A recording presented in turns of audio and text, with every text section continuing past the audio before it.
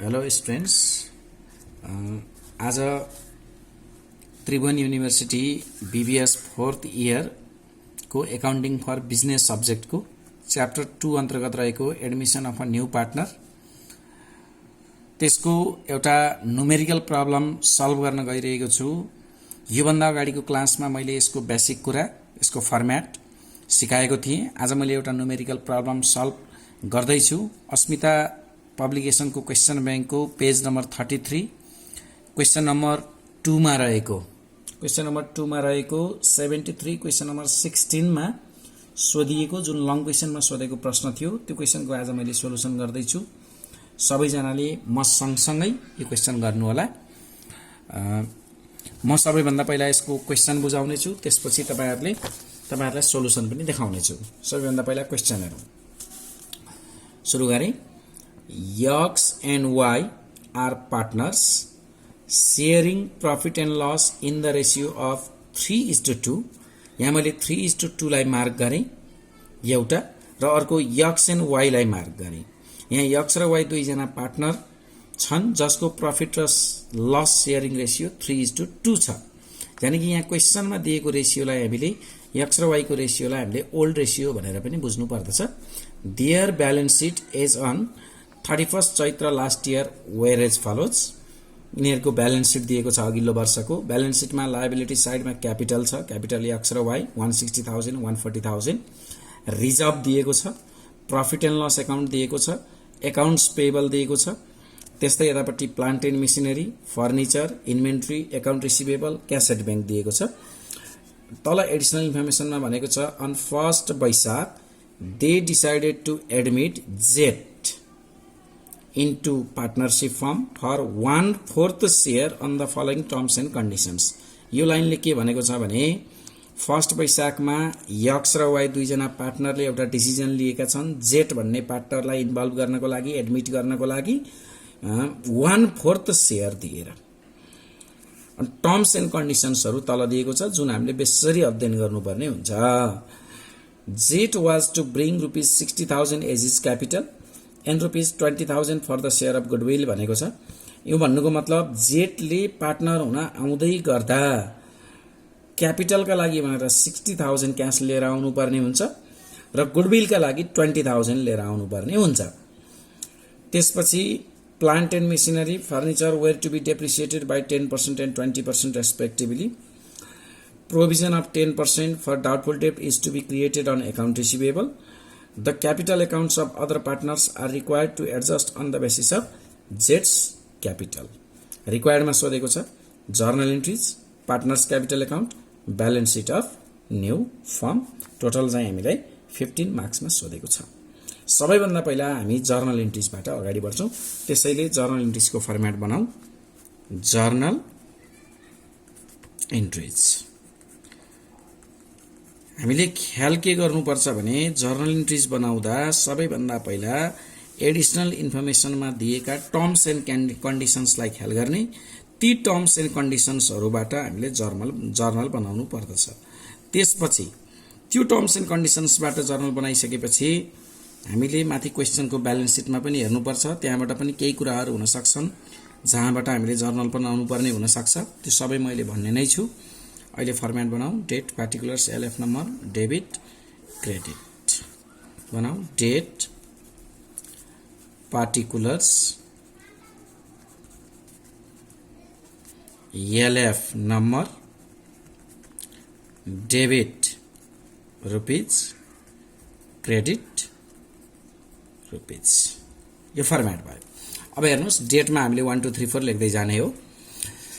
सबैभन्दा पहिला terms and कन्डिसन्समा हेर्ने। टर्म्स एन्ड कन्डिसन्सको 1 2 3 4 हेर्दै जाने, त्यहीबाट जर्नल बनाउँदै जाने। सुरुमा के भनेको छ भने Z was to bring rupees 60,000 as his capital. क्यापिटलका लागि 60,000 क्याश लिएर आउँछ जेटले र गुडविलका लागि 20,000 लिएर आउँछ। क्याश आयो, व्हाट कम्स इन डेबिट भनेपछि बैंकमा पैसा आयो, त्यसकारणले bank account debit. Bank account debit. अब बैंक एकाउन्ट डेबिटमा कति पैसा भयो? 60,000 क्यापिटल, 20,000 गुडविल, दुईटा जोड्दा कति भयो? 80,000। दुईटा जोड्दा भयो 80,000। टु के भनेर आएको पैसा हो त यो एउटा जेडको क्यापिटल भनेर आयो जेड्स क्यापिटल एकाउन्ट कति ल्यायो क्यापिटलको लागि उसले 60,000 लिएर आयो 60,000 भयो त्यस्तै अर्को टु गुडविल भनेर लिएर आयो टु गुडविल एकाउन्ट कति छ गुडविलको 20,000 लिएर आयो यहाँ narration लेख्दिउँ being cash brought in by Z is capital and goodwill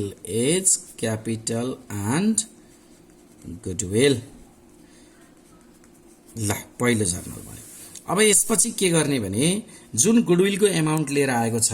20,000 जुन गुडविलको एमाउन्ट ल्याएको छ यो 20,000 गुडविलको एमाउन्टलाई पुरानो पार्टनर्सहरुमा ट्रान्सफर गर्नुपर्ने हुन्छ पुरानो पार्टनर्सहरुको क्यापिटलमा ट्रान्सफर गर्ने यो गुडविलको पैसाको कारणले गर्दा पुरानो पार्टनर्सहरुको क्यापिटल बढ्छ क्यापिटल बढ्नु भनेको क्रेडिट साइडमा जानु हो त्यही भएर पार्टनर्सहरुको क्यापिटल एकाउन्ट क्रेडिट हुने भयो यही गुडविल चाहिँ यहाँ डेबिट हुने भयो गुडविल एकाउन्ट डेबिट हामीलाई टेन्सन छैन यही गुडविलको एमाउन्ट यहाँ लेख्दिउँ 20,000 अब यो कहाँ जाने पुरानो पार्टनर्सहरुको क्यापिटल एकाउन्टमा टु पुरानो पार्टनर भनेको एउटा यक्स क्यापिटल एकाउन्ट अर्को भनेको टु वाइज क्यापिटल एकाउन्ट अब दुईटा पार्टनर्सहरुको क्यापिटलमा यसलाई ट्रान्सफर गर्दाखेरि हामीलाई क्वेशनमा ओल्ड रेशियो दिएको हुन्छ मैले अघि नै मार्क गर्न लगाएको थिएँ 3:2 ओल्ड रेशियोलाई यो ओल्ड रेशियोको आधारमा यो दुईटालाई 20,000 लाई बाँड्दियौं जस्तो 20,000 यक्स को कति भयो 3:2 भनेपछि 3/5 इन्टु 3/5 गर्दा 12,000 यक्स को भयो त्यस्तै वाई को भयो 8,000 कसरी भने 20,000 इन्टु 2/5 अथवा 20,000 मा 12,000 एउटाको भएपछि बाँकी रहेको 8,000 अर्कोको भयो बीइङ नरेसन लेख्दिउँ बीइङ गुडविल ट्रान्सफर टु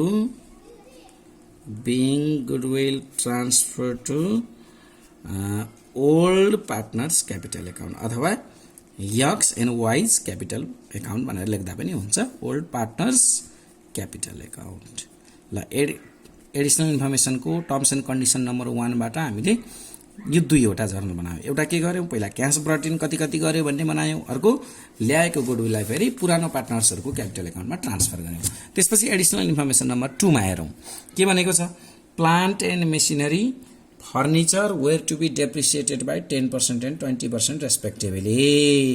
अब यहाँ प्लान्ट एन्ड मेसिनरी भनेको एसेट भयो एसेटको भ्यालु डेप्रिसिएट हुनु भनेको के हो प्लान्ट एन्ड मेसिनरी फर्निचर दुईटै एसेट हो डेप्रिसिएट हुनु भनेको यसको भ्यालु घट्नु हो भ्यालु बढ्नु आयो भने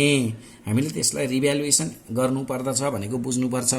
रिभ्यालुएसन एकाउन्टमा जान्छ भनेर बुझ्नु पर्यो मैले एउटा रुल सिकाएको थिएँ हजुरहरुलाई कस्तो रुल भने एसेट इन्क्रिज भयो भने डेबिट हुन्छ डिक्रिज भयो भने क्रेडिट हुन्छ लायबिलिटीज इन्क्रिज भयो भने क्रेडिट हुन्छ डिक्रिज भयो भने डेबिट हुन्छ अब यहाँ एसेटको डेप्रिसिएसन भयो प्लान्ट एन्ड मेसिनरी र फर्निचरको डेप्रिसिएसन भयो यसको मतलब यिनीहरु घट्यो भ्यालु घट्यो त्यसकारणले गर्दा भ्यालु घट्यो एसेटको भ्यालु घटेपछि एसेटको भ्यालु क्रेडिटमा आयो भनेपछि डेबिटमा लेख्नु पर्यो यो रिभ्यालुएसनमा जान्छ रिभ्यालुएसन एकाउन्ट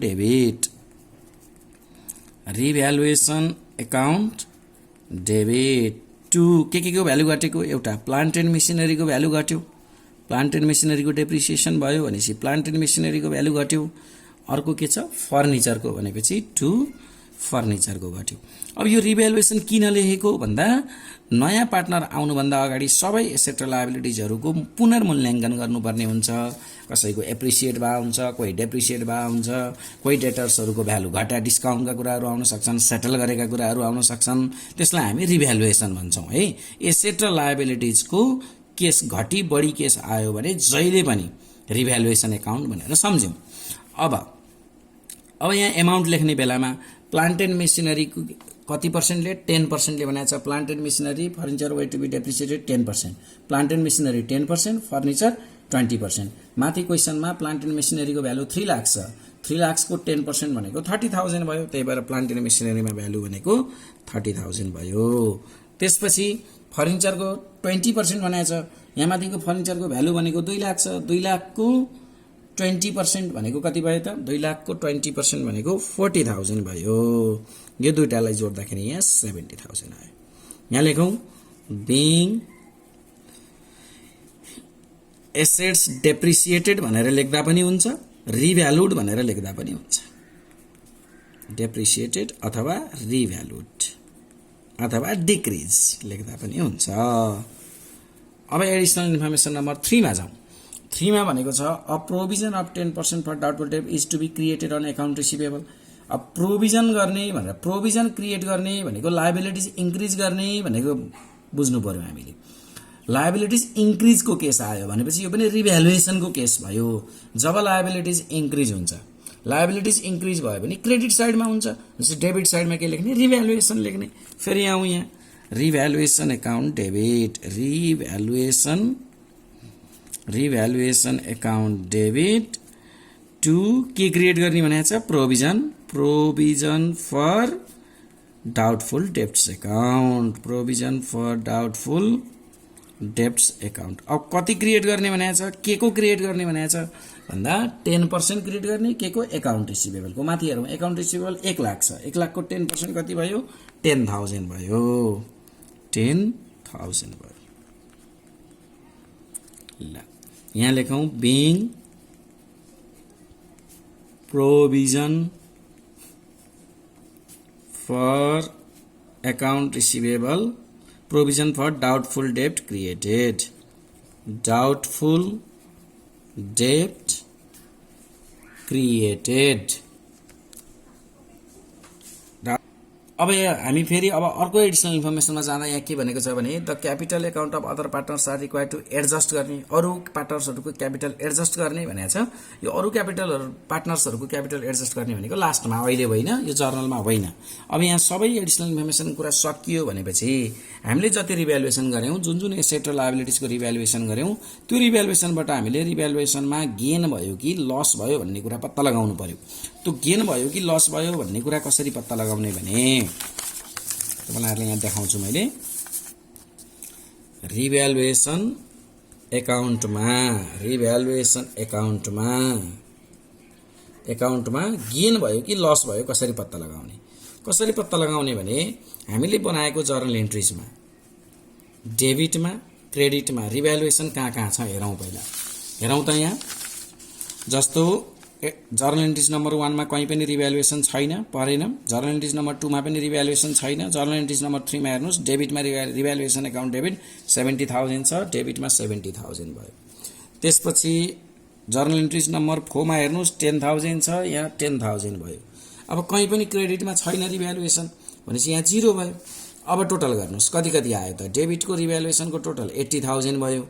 क्रेडिटको रिभ्यालुएसनको टोटल भनेको 0 भयो यो दुईटाको डिफरेन्स निकाल्नुस् 80,000 माइनस 0 यो दुईटाको डिफरेन्स निकाल्दा कति भयो 80,000 कुन साइडमा धेरै भएको डेबिटमा धेरै भएको हो कि क्रेडिटमा धेरै भएको डेबिटमा धेरै भएको हो भने तपाईको लस भयो यदि क्रेडिटमा धेरै हुन्थ्यो भने गेन हुन्थ्यो त्यो कुरा बुझ्नु भयो यो चाहिँ कुरा के आयो भन्दा लस अन रिभ्यालुएसन 80,000 आयो अब यो जति लस हुन्छ यो त पार्टनर्सहरुले बेहोर्ने कुरा भयो कुन पार्टनर्सले भन्दा पुरानो पार्टनर्सहरुले किनभने नयाँ पार्टनर त अहिलेसम्म आइसकेका त छैन त्यसकारणले लस भयो भने पुरानो पार्टनर्सहरुको क्यापिटल घट्ने भयो घट्दाखेरि क्यापिटल डेबिटमा हुन्छ त्यसकारणले गर्दा पार्टनर्सहरुको क्यापिटललाई डेबिट गरौं किनभने लस भएको छ x capital account debit wise capital account debit to revaluation account अब अमाउन्ट कति लस आएको थियो हाम्रो 80,000 आएको थियो 80,000 लस आएको थियो यहाँ 80,000 भयो अब यो 80,000 लाई के गर्ने भन्दा पुरानै रेशियो अनुसार 3:2 को रेशियो अनुसार 80,000 यक्स को कति 3:2 भनेपछि इन्टु 3 डिवाइड बाइ 5 गर्दा 48,000 यक्स को भयो माइनस 80,000 32,000 चाहिँ y को भयो यानी कि 80,000 इन्टु 2/5 गर्दा y को भयो यहाँ लेख्दिनुस् being loss on revaluation transfer to old partners capital account अघि गोडेलमा गरे जस्तै यो गर्दिनुस् यति भइसकेपछि रिभ्यालुएसनको कुरा पनि सकियो जर्नल इन्ट्रिज अब फेरि म जर्नल इन्ट्रिज अझै कन्टिन्यू गर्न गइरहेको छु date particulars LF number debit credit यहाँ हेर्नुस् अब क्वेशनको अब यति गरिसकेपछि क्वेशनको ब्यालेन्स सिटमा हेर्नुस् एसेट साइडतिर हेर्नुस् पीएल एकाउन्ट छ कि छैन यदि पीएल एकाउन्ट छ भने यो लस हो यसले पार्टनर्सको क्यापिटल घटाउँछ ट्रान्सफर गरेर देखाउनुपर्छ जर्नलमा अब यदि लायबिलिटिजमा हेर्नुस् रिजर्भ अथवा पीएल के दिएको छ दुईटै दिएको अवस्था नि हुन सक्छ एउटा मात्रै दिएको अवस्था नि हुन सक्छ दुईटै दिएको छ भने पालै पालो पार्टनर्स क्यापिटल एकाउन्टमा ट्रान्सफर गर्नुस् यहाँ दिएको रिजर्भ भनेको प्रफिट हो यो प्रफिटले पार्टनर्सको क्यापिटल एकाउन्ट बढाउँछ त्यसकारणले गर्दा लेख्नुस् कति नम्बर पुगेका छौँ हामी 5 नम्बर भनेपछि 6 नम्बरमा आउनुस् पार्टनर्सको क्यापिटल बढ्यो प्रफिटको कारणले बढ्यो त्यसका क्रेडिट भयो अब डेबिटमा हुने भयो रिजर्भ एकाउन्ट डेबिट टु पुरानो भयो यो सबै ब्यालेन्स सिट पुरानोको त्यसकारणले to X capital account to Y's capital account 3:2 को रेसियोमा बाँड्दिनुस् रिजर्भको एमाउन्ट छ 2 lakh reserve account debit 2 lakh भनेपछि कति हुने भयो 2 लाख इन्टु 3/5 गरौँ त 2 लाख इन्टु 3/5 1,20,000 अनि यहाँ भयो 80,000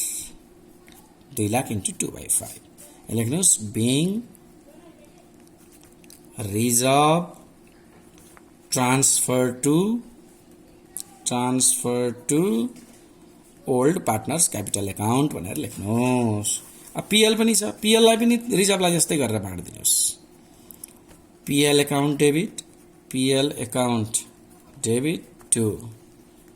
x capital account to Y's capital account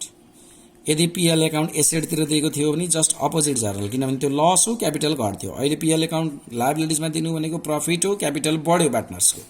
PL account दिएको छ 1 लाख 3:2 को रेसियोमा बाँड्दिनुस् गर्दा यो भयो 60,000 3:2 को रेसियोमा बाँड्नुस् यो भयो 40,000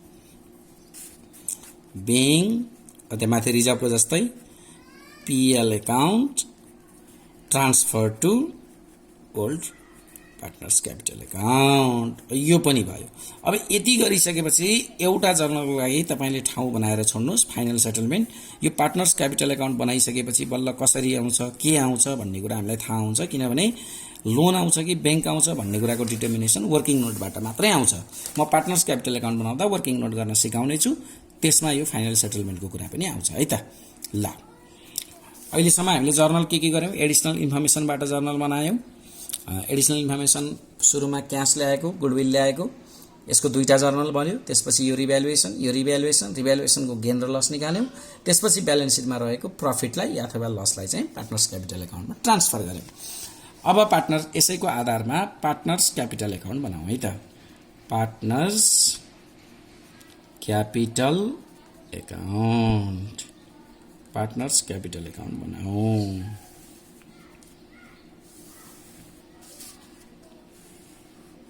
नो पार्टिकुलर्स हामीसँग एक्स वाई जेड तीनवटा पार्टनर्स छन्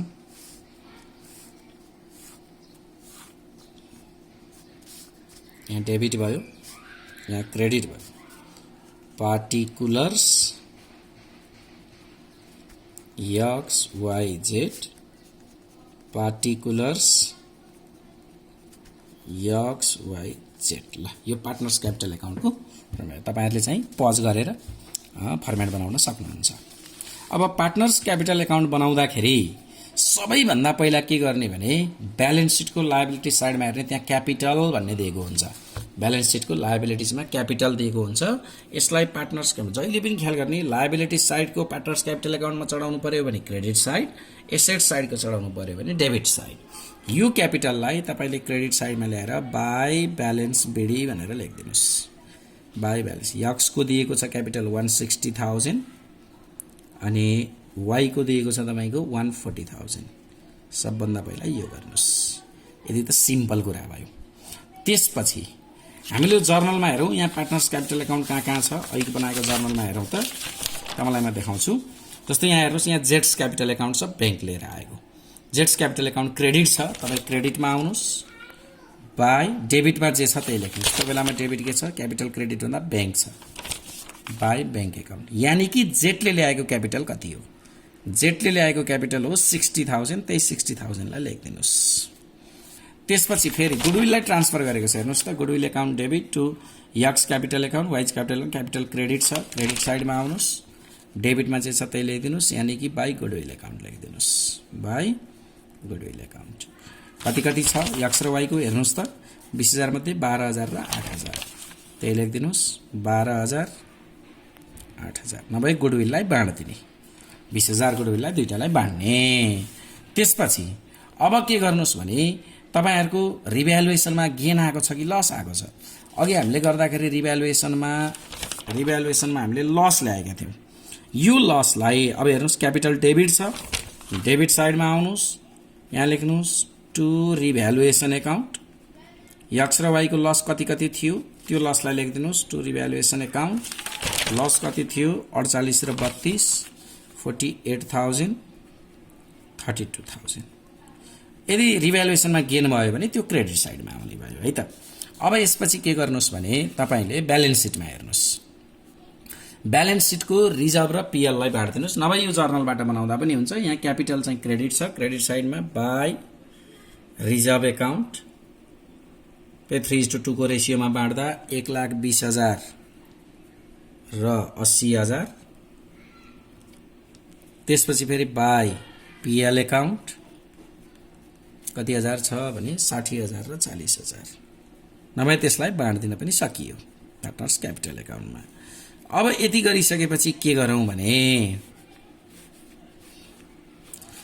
यहाँ 2-3 लाइन छोडौं, 2-3 लाइन छोडेर यहाँ टु ब्यालेन्स सिडी भनेर लेखौं। क्लोजिङ क्यापिटल निकालौं, वर्किङ नोटबाट निकालौं है त, वर्किङ नोटबाट निकाल्ने टु ब्यालेन्स सिडी भनेर। अब वर्किङ नोट कसरी गर्ने म सिकाउँछु, ल हेर्नुस् वर्किङ नोट कसरी गर्ने। ल हेर्नुस् है, वर्किङ नोट। अब यो टु ब्यालेन्स सिडीबाट एक्स को वाई को जेड को नयाँ क्यापिटल निकाल्नु पर्यो, कसरी निकाल्ने त ल हेर्नुस्। सबभन्दा पहिला के गरौं भने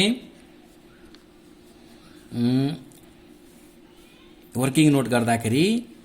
सी शेयर कति छ, जेड शेयर नयाँ आएको को हो जेड,